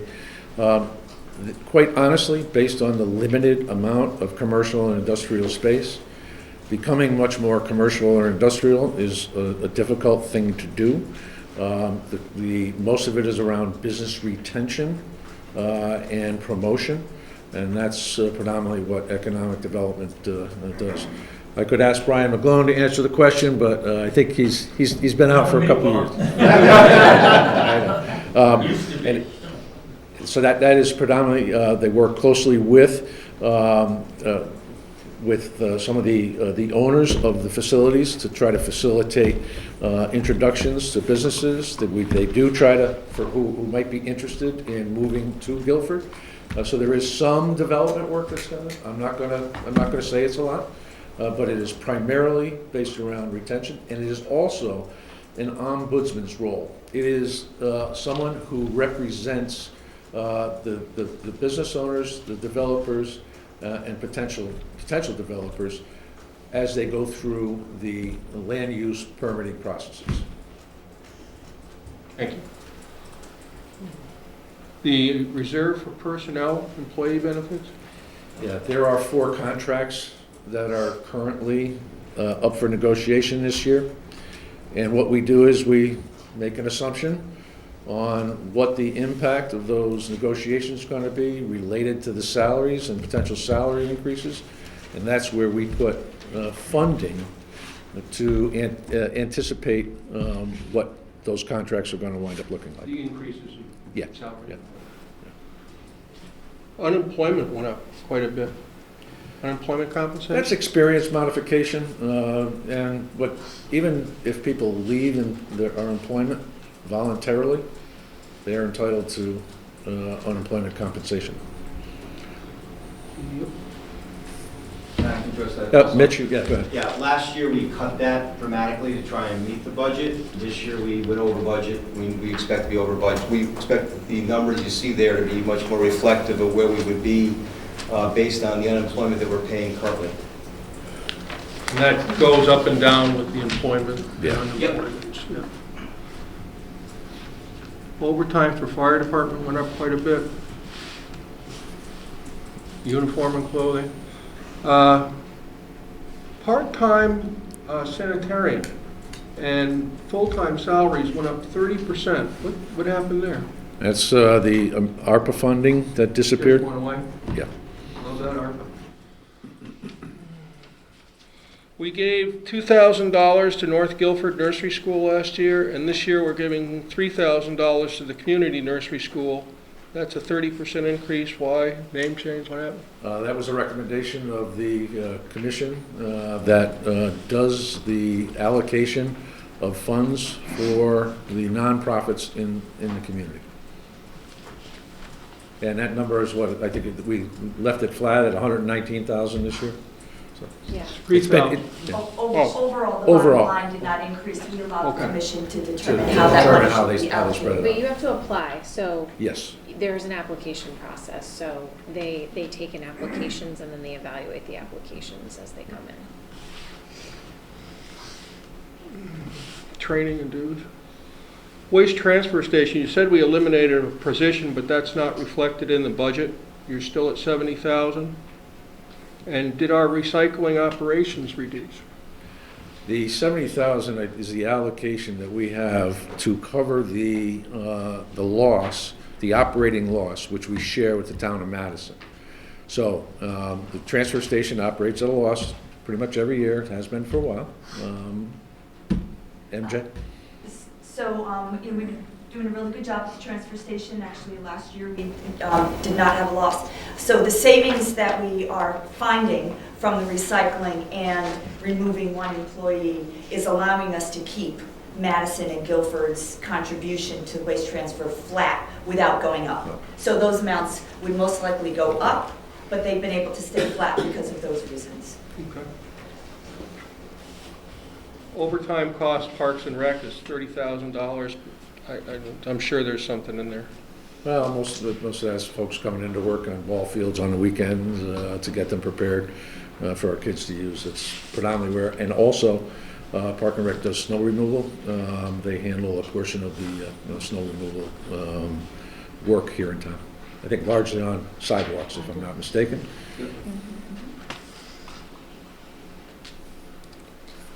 Social service, building maintenance and maintenance service contract.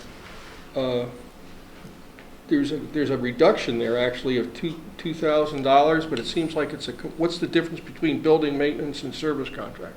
Service contract could be for a variety of things, MJ. You want to? Not necessarily building. And Donna's online, if you'd like to have her answer the question. Yep. Donna? She quit. I hope not. I see her. I hope not.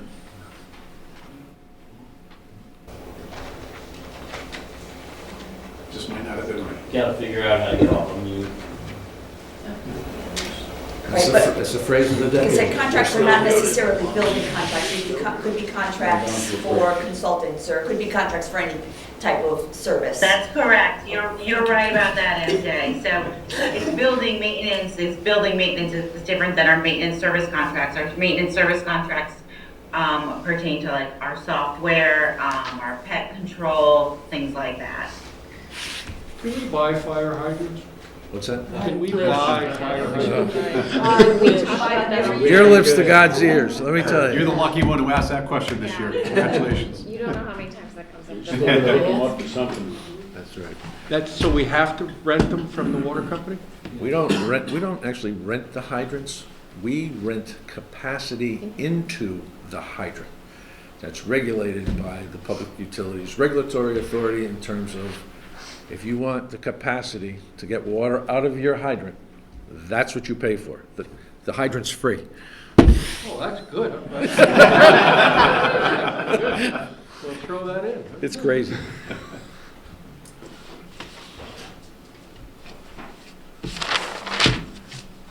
Thank you. Thank you for those questions. Very good. Well done, sir. Very good. Good job. Further questions for the town budget, on the town budget? Anybody virtual? Anybody else in person? Burning questions from the Board of Finance. They're all burning questions. How many? I'm looking forward to the new grand list. No, Yep. Getting a little late, I know. Yeah, I am as well. I've got a number in my folder. Well, two things. One, usually I summarize, and now I realize the summary Is in quicksand. is going to be wrong. The budgets will be all fine, but the impact in terms of mill rate is going to be incorrect. So I may hold off and maybe I'll leave a blank, and then you can maybe shout out the number of what it's going to be. I don't know if do you have any idea what that is? I'm not prepared to give that number today. All right. Okay. What I will do? Okay, I figured it out. Okay, so I'm going to have to base it. I should base it on what we have. Revenues, but not the. Right. Yeah, we do not know what that number is right Right, now. and that's something that we're I gonna would be be remiss discussing if I were to give a number. On Thursday. Okay. That's the grand list, Mr. Chairman? Yeah. Yeah, okay. Is the Yeah, I mean, if there's a grand list adjustment, Grand list then adjustment there's and going to be an additional adjustment. revenue from fire department. So.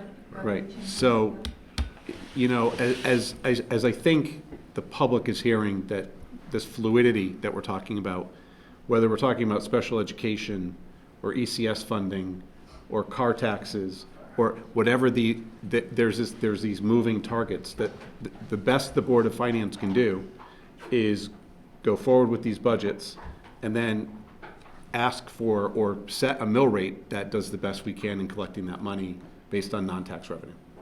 So, non-tax revenue. So, and I'll go over that, but I'll hold off on any kind of numbers regarding that because of these changes. I think that's only fair, and we'll talk about those again on Thursday. Just one, I don't mean to correct you. No, please. The Board of Finance will not be setting the mill rate when you send this to the voters. No. You I mean, you will talk eventually. about an anticipated mill rate. Eventually. and Yes, then- thank you for the clarification. Okay, yeah, just wanted to The make budget has to pass at referendum before there's any kind of discussion about setting a mill rate. But it's got to be done within a certain amount of time after that budget passes. 10 days. Until then, nothing gets set. Thank you. The other question I did have was regarding your other state, the other state grants line that went down substantially. What is included besides, we know ECS, but besides that, other state grants, what does that Was that the revenue sharing grant? include? It's a revenue sharing grant that we had budgeted. Right. and We have budgeted in this year, and when all was said and done, Guilford did not receive it. So I have not included it in next year's budget based on the anticipation of not receiving it. And that's to the tune of the 300 something thousand dollars. Yeah, right. And Mary Jane and I had a phone conversation with legislative leadership specifically on that question, asking advice of whether or not we should budget for it, and we were advised probably not. Yeah. Yeah, I think that's smart to be conservative, otherwise you're counting on it.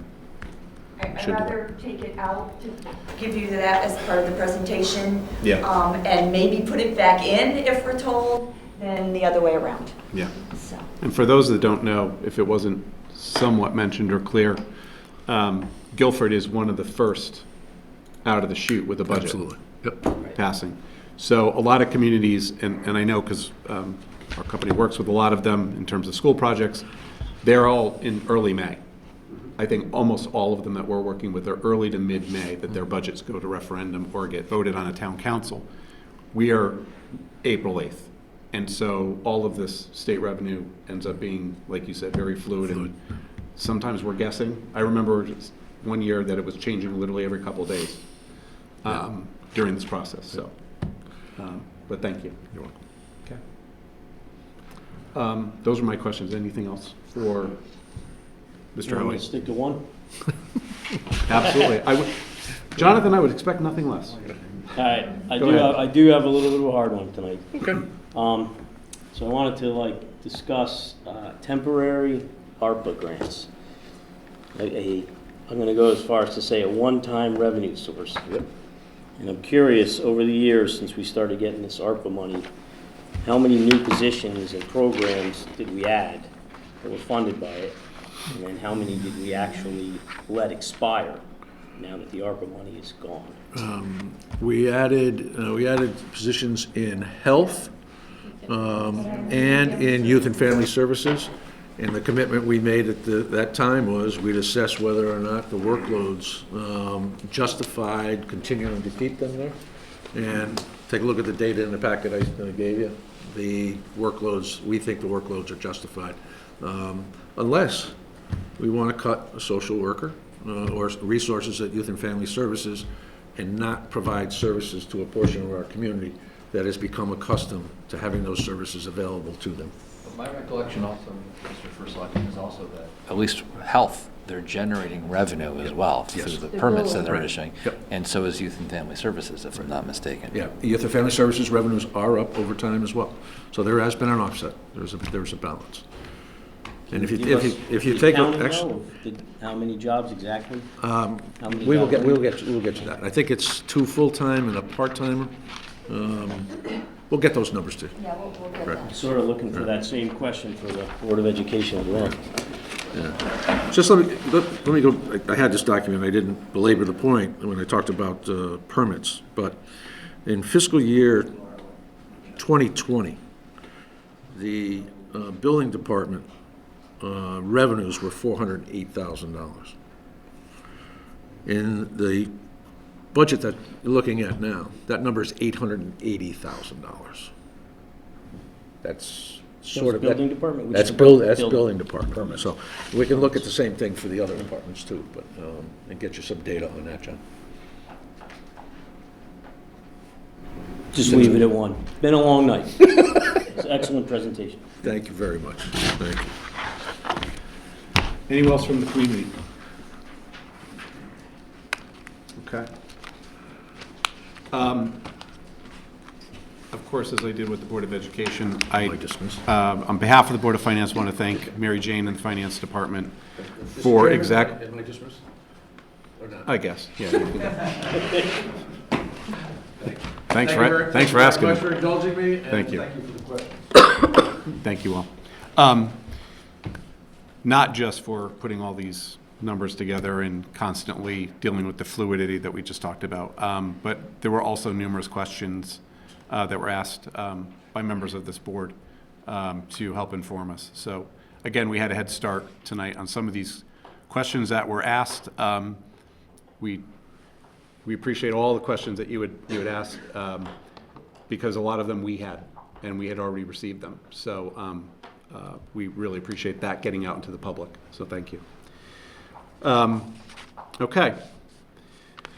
What I'd like to do before we move on to item number 2, which is really our only other item, which is public forum, I do want to provide a recap, which will also be repeated on Thursday to start off our meeting, which will be a budget workshop. The town Board of Selectmen have requested an operating budget of $38,278,882. The debt service budget request is $10,166,847. This results in a percentage budget increase of 3.5%. The Board of Education has requested an operating budget of $75,033,590, or a 5.5% increase over last year. The total combined town and school budget request is $123,479,319, or a 4.71% increase over last fiscal year. On the revenue side, we heard that the projected non-tax revenue will decrease $316,364, or about 3.8%. That is in total, because although you probably heard the several of the local, the good news, non-tax revenue sources are projected to increase. Our anticipated ECS grant or educational cost sharing allocation is expected to be reduced by nearly $200,000 next year, and other state grants are expected to decrease by the $383,000. Again, on the fluidity part, you heard that we are most likely, or we are looking at getting a source back of about $181,000 for fiscal year 25, which very well may be applied to next year. That is something that we're considering to help offset some of the increases that we're talking about tonight. Regarding the grand list, the total net taxable grand list before adjustments by the Board of Assessment Appeals, we should note, because that process has to happen as well, it decreased by approximately 0.32%. Although both the real estate and personal property showed slight increases over the 23 grand list, the overall grand list decrease can be attributed to new state-mandated motor vehicle pricing exemptions and new state-mandated real estate exemptions. Prior to what we heard tonight, the grand list decrease would impact the mill rate by increasing it, looks like 0.21 of a mill rate of a point, which would be about 16%. That is all now off the table because our numbers are probably going to change. So I'm going to, at this point, stop right there with the numbers that we've heard tonight until we hear more on Thursday. I do also want to recap our capital bond authorization requests are also very important. The Board of Education is requesting an amount of $1,923,916 for the following items. Very briefly: exterior window door replacement at Guilford Lakes, fitness center equipment upgrades at Guilford High School, chiller replacement at Calvin Lee, stream clearing phase 2 at Adams, pond renovation and retaining wall rebuild at Baldwin, and architectural and engineering services for future projects. And on the town side, as was mentioned, the capital bond authorizations are requested in a 2-year cycle. And as there was no request last year, the request this year will be in an amount of $2,253,318 for the following items: ambulance replacement and Marine 10 replacement motors per the fire department, library HVAC replacement per the library, replace windows in the community center and repave the back parking lot at Bittner Park per the Park and Rec department, and road improvements in mobile columns for the vehicle lifts at Public Works.